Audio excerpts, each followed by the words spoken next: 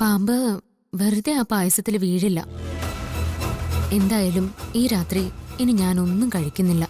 താൻ എന്തായി പറയുന്നേ? ആ പായസം അമ്മ ആഗ്രഹിച്ച് കൊണ്ടുവന്നല്ലേ? അത് കഴിച്ചിരുന്നെങ്കിൽ എന്താ കുഴപ്പം? ഒരു കുഴപ്പം ഉണ്ടാവില്ലായിരുന്നു. എന്തോ ഭാഗ്യക്കേടിന് പാമ്പ് വന്ന് ആ പായസത്തിൽ വീണു, അത്രയേ ഉള്ളൂ. അതിനിങ്ങനെ പേടിക്കേണ്ട കാര്യമൊന്നുമില്ല. ആ, താൻ കഴിക്ക്. അമ്മ എനിക്ക് സ്പെഷ്യലായിട്ട് ഉണ്ടാക്കി തരുന്ന പായസം അത്. എനിക്കത് വലിയ ഇഷ്ടമാണ്. അത് പാഴായിപ്പോയി.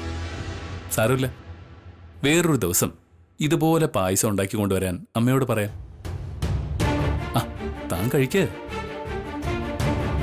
വേണ്ട സർ, സാറ് നിർബന്ധിക്കണ്ട. ഞാൻ കഴിക്കില്ല. ചേടാ, ഇത് നല്ല കഥയായല്ലോ. ശരി, ഞാൻ നിർബന്ധിക്കുന്നില്ല. തന്റെ വിശ്വാസം അതാണെങ്കിൽ താൻ കഴിക്കണ്ട. പ്രഭാവതി അമ്മ ആ പായസത്തിൽ എന്തെങ്കിലും വിഷം കലർത്തിയിട്ടുണ്ടാവും. അത് പാവം ഗാർഗി അറിഞ്ഞിട്ടുണ്ടാവില്ല. പക്ഷേ ദൈവം അത് കണ്ടു. അതുകൊണ്ട് തന്നെയാവും ഈശ്വരൻ പാമ്പിന്റെ രൂപത്തിൽ വന്ന് തട്ടിക്കളഞ്ഞത്. വിശാൽ സാർ ഇതൊന്നും ചിന്തിക്കില്ല. പ്രഭാവതി അമ്മ നേരിട്ട് വിഷം കൊടുത്താലും അത് അമൃതാണെന്ന് കരുതി സാർ കഴിക്കും. പ്രഭാവതി അമ്മയെക്കുറിച്ചുള്ള തെറ്റിദ്ധാരണകൾ സാറിന്റെ മനസ്സിൽ നിന്നും മാറ്റിയെടുക്കണം.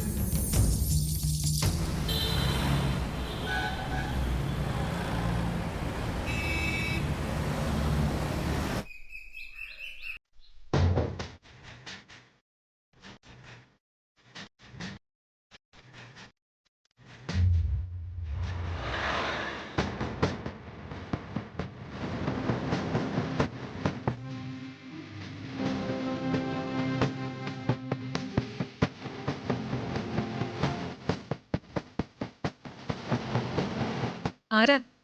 ഞാൻ പല്ലവിയെ കാണാൻ. ആരെ കാണാൻ വന്നതായാലും ശരി, ഇവിടെ തന്നെ നിന്നാ മതി.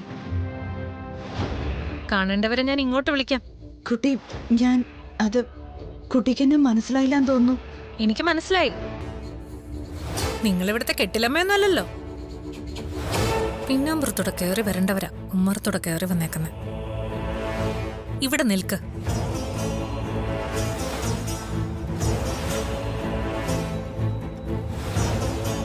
ഇതേതാ ഈ കുട്ടി? അവൾക്ക് എന്നെ തീരെ മനസ്സിലായില്ലാന്ന് തോന്നുന്നു. ഏതായാലും പല്ലവി വരട്ടെ, അതുവരെ ഇവിടെ തന്നെ നിൽക്കാം.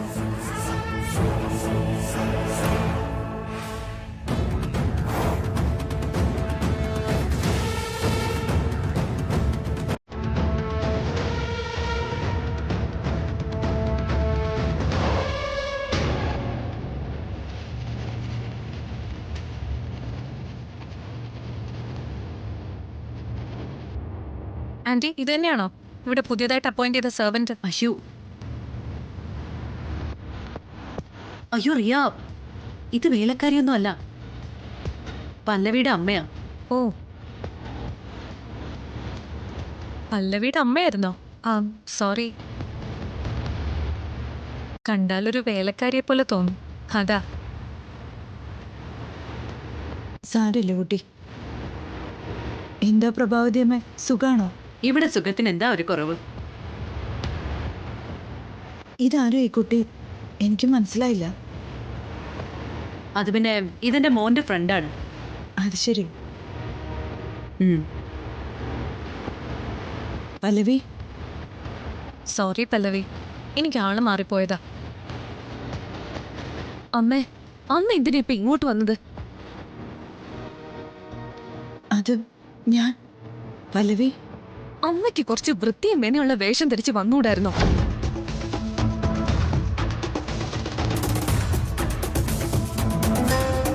ചുമ്മാതല്ല ഓരോരുത്തര് വേലക്കാരിയാണോന്നൊക്കെ ചോദിക്കുന്നേ.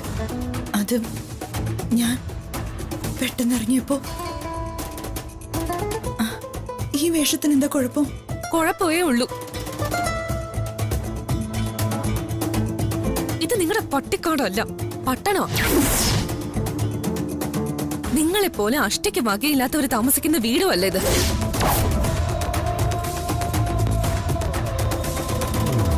ഇവിടെ കോടീശ്വരന്മാരാ താമസിക്കുന്നത്.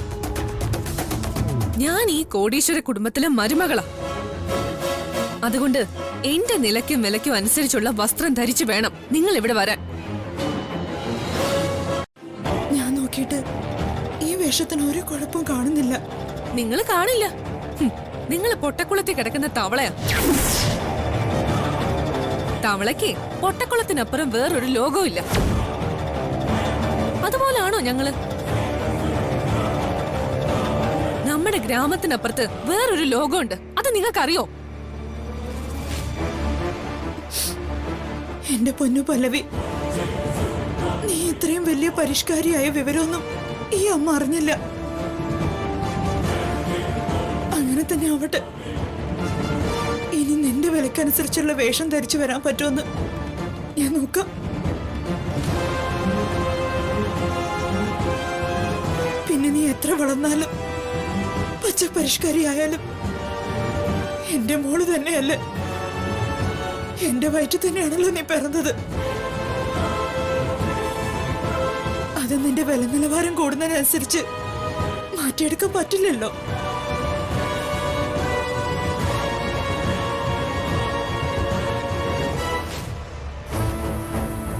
നിങ്ങൾ എന്നെ നാണം കെടുത്താനാണോ ഇവിടെ വന്നത്? പല്ലവി, നിർത്ത്.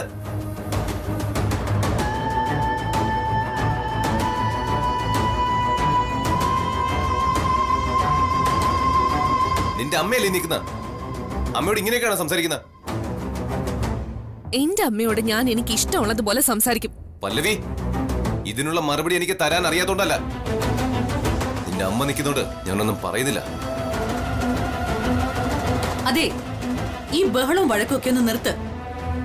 അത് പിന്നെ നിങ്ങളിപ്പോ എന്തിനാ വന്നത്? അത് ഞാൻ ഇതെന്തിനാ അമ്മയെ മുറ്റത്തെടുത്ത് സംസാരിക്കുന്ന? അമ്മ എന്താ അന്യ സ്ത്രീയാണോ? അമ്മേ, അമ്മ അകത്തേക്ക് വന്നേ. അകത്തിരുന്ന് സംസാരിക്കാം.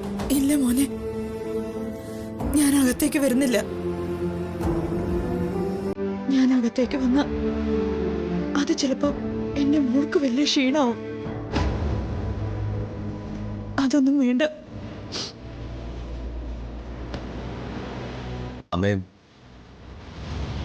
ഞാൻ വന്നത് ഇവളെയും കൂട്ടി പാർവതിയെ കാണാൻ പോവാനാ. അവളോട് വിശേഷം അറിയിച്ചിരിക്കുകയല്ലേ.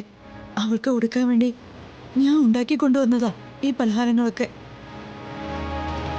പല്ലവി, നിന്റെ വില കളയാനായിട്ട് അമ്മ അധികം നേരം ഇവിടെ നിൽക്കുന്നില്ല. നിനക്ക് കുറിച്ചിലാണെങ്കിൽ ഞാൻ ഇനി ഇവിടെ വരികയില്ല. പക്ഷെ ഇപ്പൊ നീയൊന്ന് എന്റെ കൂടെ വരണം. നമുക്ക് പോയി അവളെ ഒന്ന് കാണാം. കാണണം, അതാ മര്യാദ. പാർവതിയെ കാണാനോ? ആ അഴുക്ക് പിടിച്ച കോളനിയിൽ വന്ന് ഞാൻ പാർവതിയെ കാണണം അല്ലേ?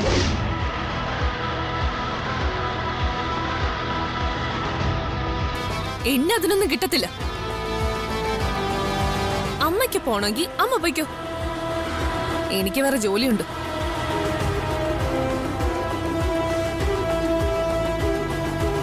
പാർവതിയെ കാണാത്തന്റെ കുറവേ ഉള്ളൂ. ഇതിനാണോ രാവിലെ കെട്ടി ഒരുങ്ങി ഇങ്ങോട്ട് വന്നത്?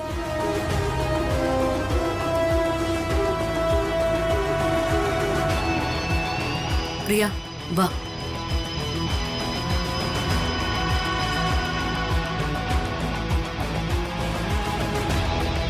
അമ്മേ, അമ്മ വിഷമിക്കണ്ട. അമ്മയോടൊപ്പം ഞാൻ വരാം. നമുക്ക് ഒരുമിച്ച് പോവാം പാർവതിയെ കാണാൻ.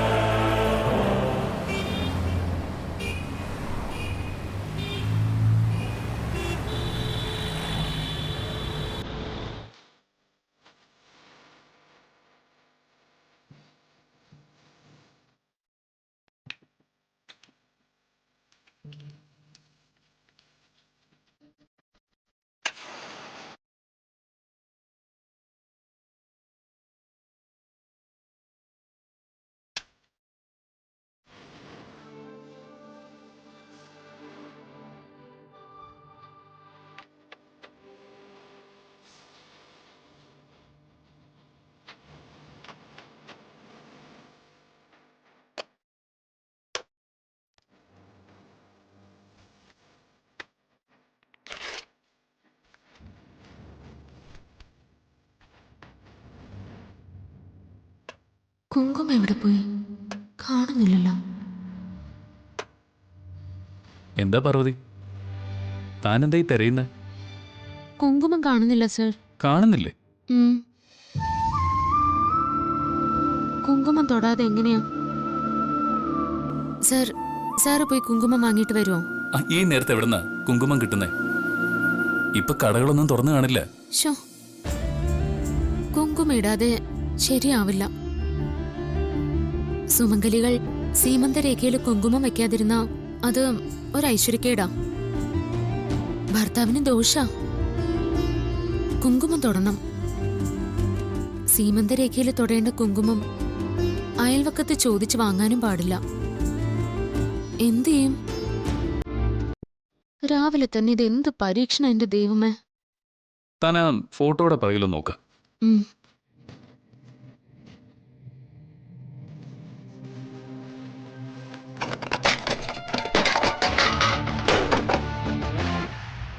പാർവതി, ശ്ശോ, ദൈവമേടെ ഫോട്ടോ നിലത്ത് വീണുപോയല്ലോ. അത് മനഃപൂർവ്വം തട്ടിയിട്ടതല്ലല്ലോ, അറിയാതെ സംഭവിച്ചതല്ലേ. അതൊന്നും സാരമില്ല.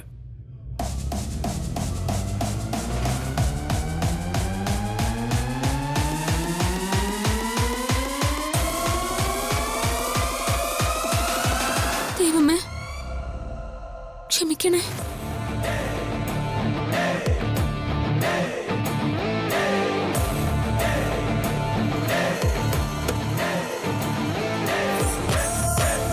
ദേ, കുങ്കുമം കിട്ടിയല്ലോ.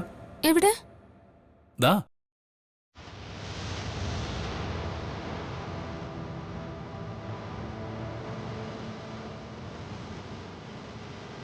തന്റെ വിഷമേ അമ്മ കണ്ടുന്ന് തോന്നുന്നു. അതായിരിക്കും ഈ കുങ്കുമം ഇപ്പൊ കണ്ണി കാണിച്ചു തന്നത്. താനത് പിടിക്കാൻ ഞാൻ മുമ്പ് വയ്ക്കാം.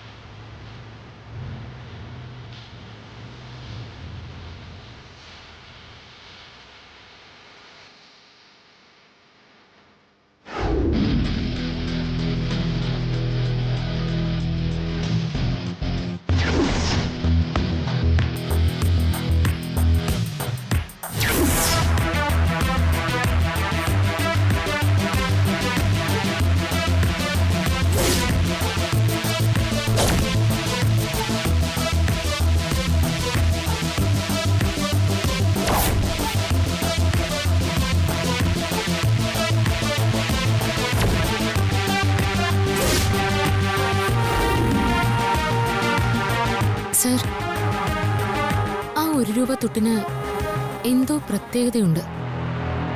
അത് വെറുതെ ആ ഫോട്ടോയുടെ പിന്നിൽ ഒട്ടിച്ചിരിക്കുന്നതാവില്ല. അന്ന് ദേവമ്മയുടെ ഫോട്ടോയുടെ പിന്നിൽ നിന്ന് കിട്ടിയ ആ പണം കായ്ക്കുന്ന മരത്തിന്റെ ചിത്രത്തിലും ഇതുപോലെ 1 രൂപ തുട്ട് വരച്ചിട്ടുണ്ടായിരുന്നു. ഇതില് എന്തോ രഹസ്യം മറിഞ്ഞിരിപ്പുണ്ട്. അതെന്ത് രഹസ്യമായിരിക്കും? അന്വേഷിക്കണം സർ. അതിനെക്കുറിച്ച് വിശദമായിട്ട് തന്നെ അന്വേഷിക്കണം.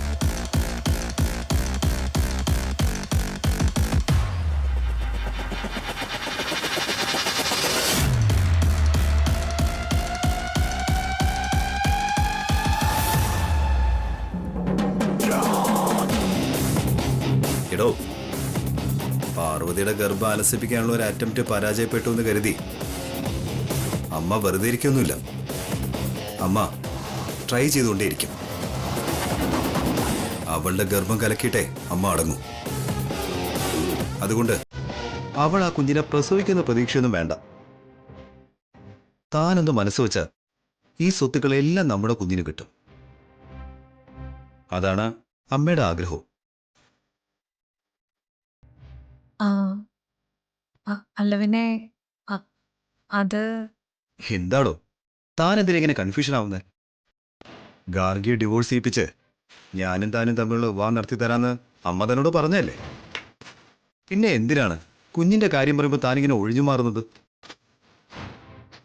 അമ്മ അത് പറഞ്ഞുവെങ്കിലും ഗാർഗയെ ഡിവോഴ്സ് ചെയ്യുന്നത് അത്ര എളുപ്പമായിരിക്കോ വിനെ? അതൊക്കെ അമ്മയ്ക്ക് വിട്ടുകൊടുക്ക്. അമ്മ വേണ്ടതുപോലെ എല്ലാം കൈകാര്യം ചെയ്തോളൂ. ഡിവോഴ്സിന് തയ്യാറാണെന്ന് ഗാർഗയെ കൊണ്ട് അമ്മ തന്നെ പറയിപ്പിച്ചോളൂ. അല്ല, എന്നാലും ഓരെന്നാലും ഇല്ല. നമുക്ക് കുഞ്ഞിനെ കുറിച്ച് ചിന്തിക്കാന്നേ. ആദ്യം വിനയുടെ ഡിവോഴ്സ് ഒക്കെ കഴിഞ്ഞ് നമ്മുടെ കല്യാണം നടക്കട്ടെ. ബെസ്റ്റ്. അതിനൊക്കെ ഇനിയും നാളുകൾ എടുക്കില്ലേ? അത് അതിൻ്റെ വഴി നടക്കട്ടെ. നമുക്കിപ്പോൾ കുഞ്ഞിന് വേണ്ടി ട്രൈ ചെയ്യാം. ട്രൈ ചെയ്തെന്ന് കരുതി ഉടനെ പ്രസവിക്കേണ്ടിയൊന്നും വരില്ലല്ലോ. അതിനി വീണ്ടും ഒരു 10 മാസമെങ്കിലും വേണ്ടേ? അതിനുള്ളിൽ ഗാർഗിയായിട്ടുള്ള ബന്ധം ഏർപ്പെടുത്തി നമ്മുടെ വിവാഹം നടത്താം. ചിലപ്പോൾ കല്യാണം കഴിഞ്ഞ് 6-7 മാസത്തിനുള്ളിൽ തനിക്ക് പ്രസവിക്കേണ്ടി വരും. എടോ, അതൊന്നും ഒരു വിഷയമല്ല. അതൊന്ന് ആലോചിക്കട്ടെ വിനെ. ആലോചിക്കുന്നൊക്കെ കൊള്ളാം, തീരുമാനം പോസിറ്റീവ് ആയിരിക്കണം. എന്നെ പ്രഗ്നന്റ് ആക്കാനുള്ള ചിന്തയൊക്കെ അങ്ങ് മാറ്റി വെച്ചേക്ക് മോനെ.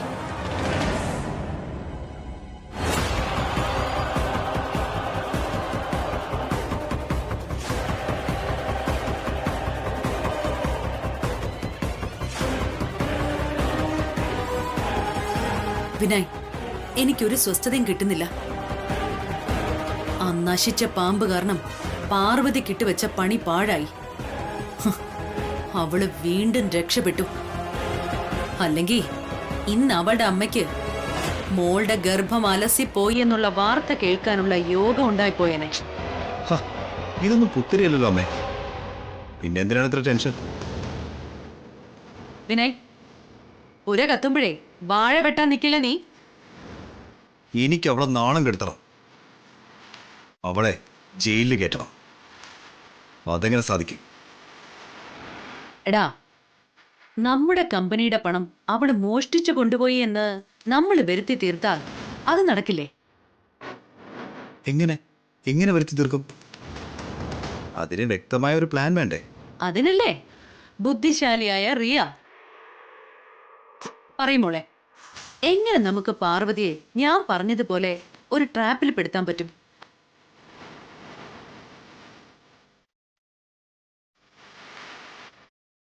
ഈസി ആയിട്ട് നമുക്കത് സാധിച്ചെടുക്കാം. എങ്ങനെ? പറയാം.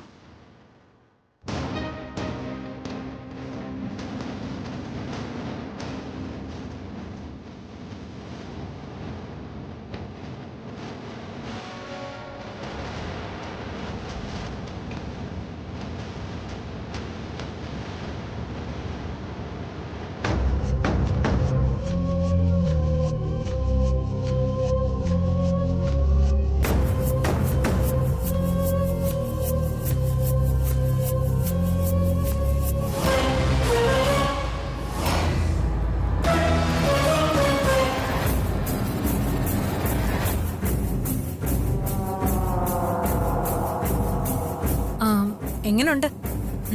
സൂപ്പർ.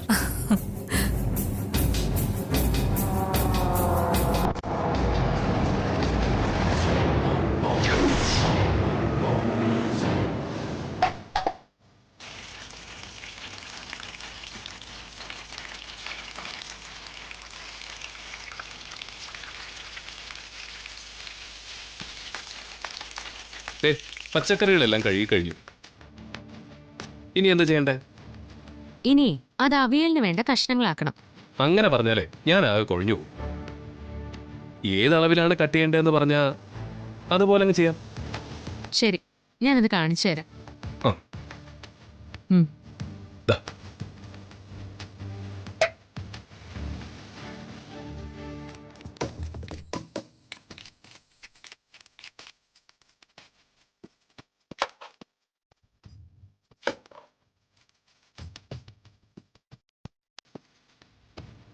ദാ, ഇതുപോലെ മുറിച്ചാൽ മതി. പക്ഷേ ഞാൻ ഈ മുറിച്ചതിനേക്കാളും അളവ് കൂടുകയോ കുറയുകയോ ചെയ്യരുത്. അല്ല, അത് ഞാൻ ട്രൈ ചെയ്യാം. ഉം.